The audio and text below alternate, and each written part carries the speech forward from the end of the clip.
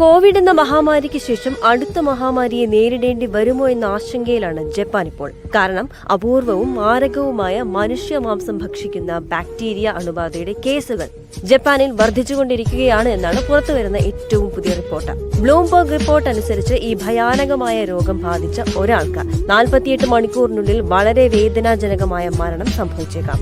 ജപ്പാനിലെ national institute of infectious diseases പ്രസിദ്ധീകരിച്ച ഔദ്യോഗിക കണക്കുകൾ കാണിക്കുന്നത് ഈ വർഷം ജൂൺ വരെ രാജ്യത്ത് ഇത്തരം 1000 കേസുകൾ ഉണ്ടായിട്ടുണ്ട് എന്നാണ്. 1999 മുതൽ പകർച്ചവ്യാധികളെക്കുറിച്ച് പഠനം നടത്തുന്ന കമ്പനിയാണ് national institute of infectious diseases.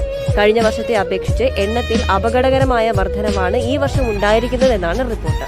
Bacteria മൂലമുണ്ടാകുന്ന സ്പെക്ട്രോകോക്കൽ ടോക്സിക് ഷോക്ക് സിൻഡ്രോമാണ് ജപ്പാനിൽ പടരുന്നത്. മനുഷ്യ ടിഷ്യൂകളുടെ നാശത്തിനും അതിവേഗത്തിൽ അവയവങ്ങളുടെ പ്രവർത്തനം നിലയ്ക്കുന്നതിനും കാരണമാകുന്ന ഈ മാംസം ഭക്ഷിക്കുന്ന ബാക്ടീരിയയുടെ വ്യാപനം ജപ്പാനിലെയും ലോകത്തെയും മെഡിക്കൽ കമ്മ്യൂണിറ്റികൾക്കുള്ളിൽ കടുത്ത ആശങ്കയാണ് ഉയർത്തിയിരിക്കുന്നത്. അതേസമയം ജപ്പാനിലേക്ക് പോകുന്നവർക്ക് ജാഗ്രതാ നിർദ്ദേശം ഹോങ്കോങ്ങിലെ അധികാരികൾ നൽകിയതായി south China morning post report ചെയ്യുന്നുമുണ്ട്. വ്യക്തി ശുചിത്വത്തിന്റെ ഉയർന്ന നിലവാരം പുലർത്താനും പുതിയ മുറിവുകൾ ഉണ്ടാകാതിരിക്കാൻ ശ്രദ്ധിക്കാനും ആളുകളോട് അധികൃതർ ആവശ്യപ്പെട്ടിട്ടുണ്ട്. എങ്ങനെയാണ് ഈ ബാക്ടീരിയ മനുഷ്യരെ നശിപ്പിക്കുന്നതെന്ന് നമുക്കറിയണം. സ്പെക്ട്രോകോക്കൽ ടോക്സിക് ഷോക്ക് സിൻഡ്രോം എന്നാണ് അണുബാധയുടെ പേര്. അണുബാധയേറ്റ 48 മണിക്കൂറിനുള്ളിൽ മാരകമായേക്കാവുന്ന ഒരു ആക്രമണാത്മക രോഗമാണിത്.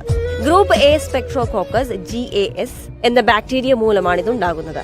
ബ്ലൂംബർഗിന്റെ അഭിപ്രായത്തിൽ ഈ അപൂർവ മാംസം ഭക്ഷിക്കുന്ന ബാക്ടീരിയയുടെ സാധാരണ ലക്ഷണങ്ങൾ ഗ്രൂപ്പ് എ സ്പെക്ട്രോകോക്കസ് അല്ലെങ്കിൽ GSS തൊണ്ടവേദനയും തൊണ്ട പ്രദേശത്ത് പ്രകടമായ വീക്കവും ഉണ്ടാക്കുന്നു. ചില സമയങ്ങളിൽ തൊണ്ടവേദന അധികമായാൽ കുറഞ്ഞ രക്തസമ്മർദ്ദം, അവയവങ്ങളുടെ തകരാർ, ആത്യന്തികമായി മരണം എന്നിവയിലേക്ക് നയിച്ചേക്കാം. COVID-19 നിയന്ത്രണങ്ങൾ ലഘൂകരിച്ച് ആളുകൾ കൂടുതൽ സാമൂഹിക ഇടപെടൽ നടത്തിയതോടെ അണുബാധയുടെ വ്യാപനം വർദ്ധിച്ചു എന്നാണ് പറയപ്പെടുന്നത്.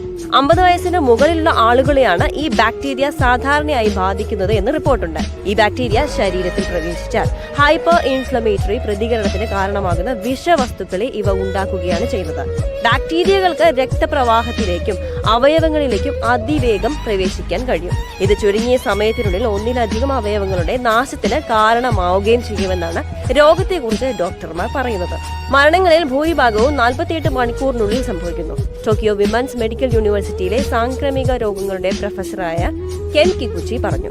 രാവിലെ ഒരു രോഗിയുടെ കാലിൽ നീർവീക്കം ശ്രദ്ധയിൽപ്പെട്ടാൽ അത് ഉച്ചയോടെ കാൽമുട്ടിലേക്ക് വ്യാപിക്കുകയും 48 മണിക്കൂറിനുള്ളിൽ മരിക്കുകയും ചെയ്യുമെന്ന് അദ്ദേഹം പറഞ്ഞു. ബ്ലൂംബർഗ് പറയുന്നതനുസരിച്ച് ജപ്പാനെ കൂടാതെ മറ്റ് പല രാജ്യങ്ങളിലും അടുത്തിടെ സ്പെക്ട്രോകോക്കൽ ടോക്സിക് ഷോക്ക് സിൻഡ്രോം പൊട്ടിപ്പുറപ്പെട്ടിട്ടുണ്ട്. ഇനിയും വ്യാപനം ഉണ്ടാകാതെ തടയാനാണ് അധികൃതർ ശ്രമിക്കുന്നത്.